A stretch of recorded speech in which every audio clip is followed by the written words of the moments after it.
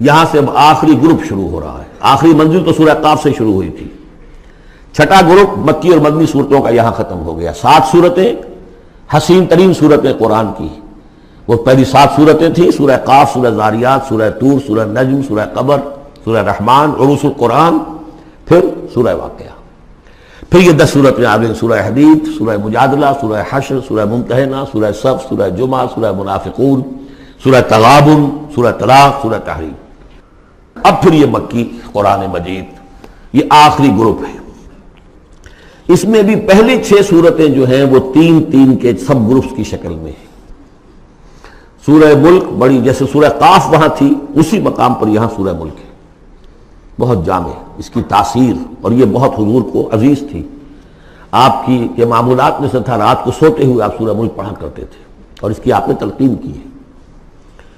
بسم اللہ الرحمن الرحیم. تبارک الذی بیدہ الملک وہو علی کل شیء قدیر. بڑی بابرکت ہے وہ ہستی جس کے ہاتھ میں ہے بادشاہی، راج اس کا ہے. یہ ہے دین کا سیاسی پہلو. پوری کائنات پر اس کا راج چل رہا ہے. دنیا میں بغاوت ہے. کیوں ہے؟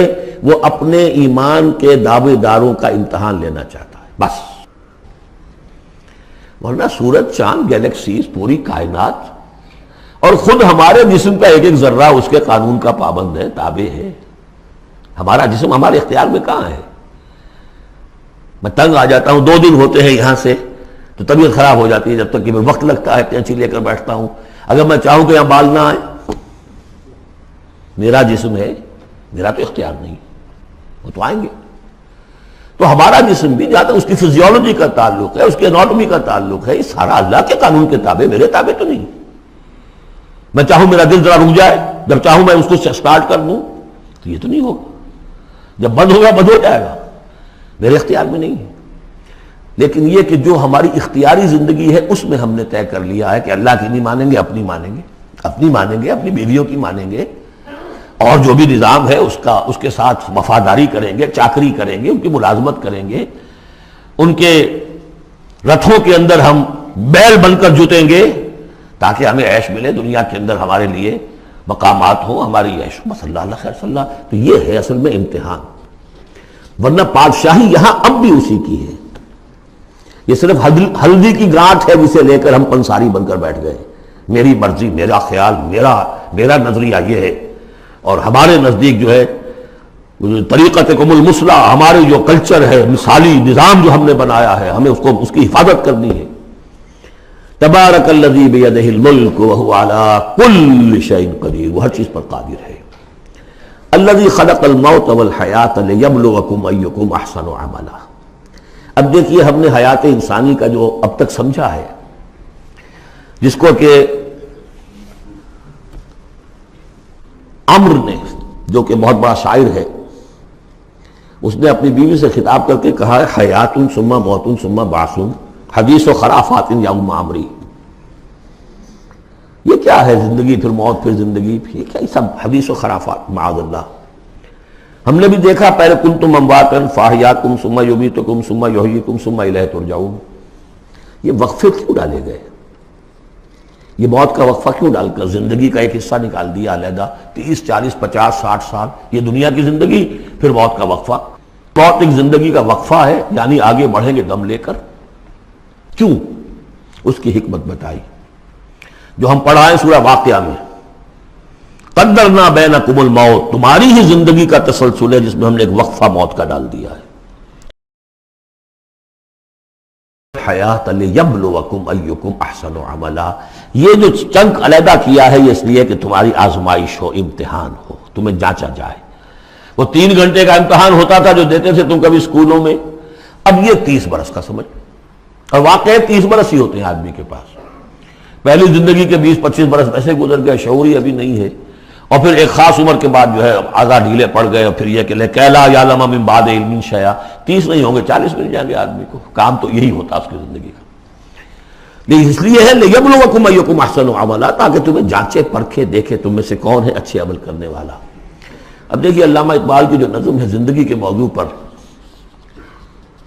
واقعہ یہ ہے کہ بہت چوٹی کی چیز ہے، بہت عمدہ چیز ہے. تو اسے پیمانہ امروز فردہ سے نہ ناپ، جاویداں پہم دواں ہر دم جواں ہے زندگی. قلزم ہستی سے تو ابھرا ہے مانند حباب. جیسے سمندر میں ایک بلبلا سا ہوتا ہے. کتنی زندگی ہوتی ہے بلبلے کی. قلزم ہستی سے تو ابھرا ہے مانند حباب. اس زیاں خانے میں تیرا امتحان ہے زندگی. خلق الموت والحیات لیبلوکم ایکم احسن عملا. ہے کبھی جاں اور کبھی تسلیم جاں ہے زندگی. کبھی زندگی جان سے مترادف ہے، عبارت ہے. کبھی جان دینا اصل زندگی ہے. وَلَا تَقُولُوا لِمَنْ يُقْتَلُ فِي سَبِيلِ اللَّهِ أَمْوَاتٌ بَلْ أَحْيَاءٌ وَلَٰكِنْ لَا تَشْعُرُونَ. ہے کبھی جان اور کبھی تسلیم جاں ہے زندگی. اصل زندگی جو ہے وہ جان دے دینے سے حاصل ہوتی. الذی خلق سبع سماوات طباقا. وہ اللہ جس نے بنائے 7 آسمان ایک دوسرے کے اوپر. آیات متشابہات میں سے ہے. ما تری فی خلق الرحمن من تفاوت. تم نہیں دیکھ پاؤ گے اللہ کی تخلیق میں کہیں کوئی فرق. اتنا محکم نظام ہے، اتنا محکم نظام. کیا کسی سائنسدان نے آج تک یہ بھی کہا کہ تخلیق میں یہاں نقص ہے؟ کسی نے کہا؟ زوالوجی کی فیلڈ میں یا باٹنی کی فیلڈ میں یا کسی اور فیلڈ میں، جیولوجی کی فیلڈ میں، ایسٹرونومی کی، کسی نے کہا ہے؟ ما تری فی خلق الرحمن من تفاوت فارجع البصر هل تری من فطور. پھر ذرا دوبارہ لوٹا لو اپنی نگاہ، دیکھ لو، ہر میدان میں دیکھ لو، کہیں تمہیں کوئی رکھنا نظر آتا ہے؟ اگر یہ تخلیق کامل ہے تو کامل حقیقت میں کون ہے؟ اس کا خالق، اس کا باری، اس کا مصور. بس یہ نظر نہیں آتا. سائنسدان سب کچھ دیکھ رہے ہیں. ڈھونڈنے والا ستاروں کی گزرگاہوں کا اپنے افکار کی دنیا میں سفر کر نہ سکا. بڑے بڑے صاحب بصیرت اور بڑے بڑے عقل مند اپنی ناک تلے کے پتھر سے ٹھوکر کھاتے ہیں. دیکھ رہے ہیں ٹیلیسکوپ سے ٹھوکر کھا رہے ہیں وہاں جو سامنے پتھر پڑا ہوا ہے اس سے. یہ ہو رہا ہے آج ہمارے ساتھ. سپر جیل کا مسئلہ کر رہے ہیں. پھر لوٹاؤ ذرا اپنی نگاہ کو 2 مرتبہ اور. ينقلب الیک البصر خاسئا وهو حسیر. تمہاری نگاہ تھک ہار کر لوٹ آئے گی. تمہیں ہماری تخلیق میں کہیں کوئی رکھنا، کوئی دراڑ نظر نہیں آئے گی. وَلَقَدْ زَيَّنَّا السَّمَاءَ الدُّنْيَا بِمَصَابِيحَ وَجَعَلْنَاهَا رُجُومًا لِلشَّيَاطِينَ وَأَعْتَدْنَا لَهُمْ عَذَابَ السَّعِيرِ. اور ہم نے سب سے قریبی آسمان کو سجا دیا ہے چراغوں سے، یعنی زمین سے جو قریب ترین آسمان ہے، پہلا آسمان. اور ان چراغوں کو ہم نے بنا دیا ہے رجوما للشیاطین. شیاطین جن جو ہیں وہ جو کوشش کرتے ہیں اس سے باہر نکل کر، اور وہ چاہتے ہیں کہ کچھ خبریں جو ہیں وہ فرشتوں سے چرا کر لے آئیں، تو ان کو کھدیڑنے کے لیے، ان کو اوپر سنگ باری کے لیے ہم نے یہ میزائلز رکھے ہوئے ہیں. وَأَعْتَدْنَا لَهُمْ عَذَابَ السَّعِيرِ. اور ان کے لیے ہم نے تیار کر رکھا ہے جلا دینے والا عذاب. وَلِلَّذِينَ كَفَرُوا بِرَبِّهِمْ. اور جو لوگ اللہ کا، اپنے رب کا کفر کریں، چاہے وہ انسان ہو چاہے جنات ہوں، ان کے لیے ہے عذاب جہنم، جہنم کا عذاب. وَبِئْسَ الْمَصِيرُ. اور وہ بہت ہی برا ٹھکانہ ہے. اذا القوا فیہا سمعوا لہا شہیقا وہی تفور. جب وہ اس میں جھونکے جائیں گے تو سنیں گے کہ وہ دھاڑ رہی ہوگی، اچھل کود رہی ہوگی، اس کا جوش و خروش ہوگا. جو سورہ قاف میں ہم نے پڑھا تھا کہ ہم اس سے پوچھیں گے هل امتلأت وتقول هل من مزید. وہ اور چاہے گی. جیسے کوئی بھوکا بھیڑیا ہو یا بھوکا شیر ہو اور اس کے آگے کوئی شکار ڈالا جائے تو جس طریقے سے وہ اس پر غرا کر آئے گا. تکاد تمیز من الغیظ. قریب ہوگا کہ وہ اپنے غصے سے پھٹ جائے. کلما القی فیہا فوج. جب کبھی بھی اس میں ایک فوج ڈالی جائے گی، یعنی یہ کہ ایک قوم کے بعد دوسری، دوسری کے بعد تیسری، وہ تو ہو رہا ہے. وہم یوزعون. ان کے درجہ بندی کی جائے گی، قوموں کا علیحدہ علیحدہ حساب ہوگا. سألہم خزنتہا. تو جو جہنم کے داروغہ ہیں وہ ان سے کہیں گے الم یاتکم نذیر. کیا آپ کے پاس کوئی خبردار کرنے والے نہیں آیا؟ قالوا بلا. وہ کہیں گے آیا تھا، کیوں نہیں؟ قد جاءنا نذیر. ہمارے پاس خبردار کرنے والا آیا. فکذبنا. ہم نے انہیں جھٹلا دیا تھا. وقلنا ما نزل اللہ من شیء. اور ہم نے کہا کوئی شے نہیں اتاری اللہ نے، یہ تم خام خواہ کہہ رہے ہو کہ تم پر کوئی قرآن اترا ہے یا تورات اتری ہے. ان انتم الا فی ضلال کبیر. ہم نے اس سے بھی بڑھ کر کہا کہ تم تو خود کسی گمراہی میں ہو، کھلی گمراہی میں مبتلا ہو گئے ہو، تمہیں کوئی آسیب آ گیا ہے یا کچھ اور ہو گیا ہے. وقالوا لو كنا نسمع او نعقل. اور انہوں نے کہا یا وہ کہیں گے کہ اگر ہم سنتے اور سوچتے، غور کرتے، عقل سے کام لیتے، ما کنا فی اصحاب السعیر، تو ہم نہ ہوتے اس جہنم والوں میں سے۔ فاعترفوا بذنبہم، پس انہوں نے اپنے اصل گناہ کا اعتراف کر لیا۔ یہ بہت اہم مقام ہے۔ اصل گناہ کیا تھا کہ ہم نے ان کی بات سنی نہیں، سنی تو انسنی کر دی، اس پر غور نہیں کیا۔ اس لیے کہ ہم یہ آج پڑھ چکے ہیں، ان السمع والبصر والفؤاد کل اولئک کان عنہ مسئولا۔ اللہ نے تمہیں یہ فیکلٹیز دی ہیں تو اس لیے کہ استعمال کرو۔ ہم نے بند کر کے رکھ چھوڑی ہے۔ ہماری ریت ہے، ہماری آباء و اجداد کی رسمیں ہیں، ہماری برادری کے یہ رواج ہیں، ہم اتنے عرصے سے ایک جماعت میں ہیں، اس جماعت کا یہ چلن ہے، جو بھی ہے، اس فرقے میں ہے، اس فرقے کا یہ معاملہ ہے۔ یہ ساری چیزیں جو ہے کہ نہ سوچنا، نہ غور کرنا، نہ سننا۔ فاعترفوا بذنبہم، اصل گناہ یہ ہے ان کا۔ فسحقا لاصحاب السعیر، تو اب دفع ہو جائیں یہ، دھکارے جائیں یہ لوگ کہ جو جہنمی ہیں۔ اس کے برعکس ان الذین یخشون ربہم بالغیب، وہ لوگ کہ جو اپنے رب سے ڈرتے رہے غیب میں، لہم مغفرۃ واجر کبیر، ان کے لیے مغفرت بھی ہے اور بہت بڑا اجر بھی ہے۔ واسروا قولکم او اجہروا بہ، اور دیکھو چاہے تم اپنے قول کو چھپا کر بیان کرو یا بلند آوازی سے بیان کرو۔ انہ علیم بذات الصدور، وہ تو اس سے بھی واقف ہے جو تمہارے سینوں کے اندر مضمر ہے اور پنہاں ہے۔ الا یعلم من خلق، بڑی اہم آیت ہے یہ وہ حصے ہیں قرآن کے یہ کہ جن کو اس طریقے سے ازبر ہونا چاہیے اگر بات کرنا چاہتے ہیں، آپ دین کی وہ خدمت کرنا چاہتے ہیں۔ کیا وہی نہ جانے گا جس نے پیدا کیا؟ ایک ایسی بات ہے کہ جس کا کوئی انکار کر ہی نہیں سکتا۔ گھڑی بنانے والے کو تو معلوم ہے کہ اس میں کیا کیا پرزے رکھے ہوئے ہیں، مجھے نہیں معلوم، میں اس کا استعمال تو کر رہا ہوں، مجھے بتا دیا یہ بٹن دبا دیں یہ آن ہو جائے گا، لیکن یہ کہ جس نے بنایا ہے کیا اس سے چھپی ہوئی کوئی چیز ہے؟ الا یعلم من خلق وهو اللطیف الخبیر، اور وہ تو بہت باریک بین ہے، ہر شے کی خبر رکھتا ہے۔ هو الذی جعل لکم الارض ذلولا، اسی نے تمہارے لیے زمین کو بنا دیا ہے پست، تابع حکم، تمہارے قدموں میں بچھی ہوئی ہے غریب، جتنا چاہتے ہو اس کو تو رونتے ہو، پامال کرتے ہو۔ فمشوا فی مناکبہا، چلو پھرو اس کے کندھوں کے مابین، گویا کہ یہ بھی کوئی بہت بڑا ہاتھی ہو، اس کے کندھوں کے مابین اتنی جگہ ہے، چل پھر رہے ہیں۔ جیسے چیونٹی کسی ہاتھی کے کندھوں کے درمیان چل رہی ہو تو وہ تو سمجھتی ہوگی کہ فٹ بال کا میچ کھیلنے کی جگہ مجھے مل گئی ہے۔ تو یہی حال ہمارا ہے، ہم جسے بہت وسیع سمجھتے ہیں کیا وہ کچھ بھی نہیں۔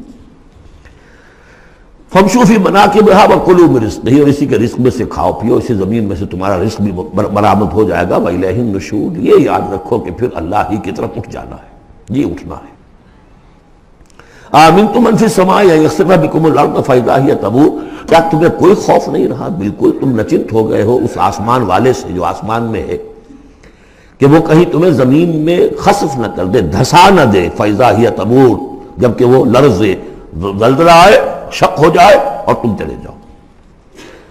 ام امنتم من فی السماء ان یرسل علیکم حاصبا، کیا تمہیں کوئی ڈر نہیں رہا کہ اللہ تعالیٰ جو ہے وہ آسمان والا تم پر بھیج دے کوئی ایسا جھکڑ تیز آندھی جس میں پتھر چلے آ رہے جو بلٹس کا کام کرے اور میزائلز کا کام کرے۔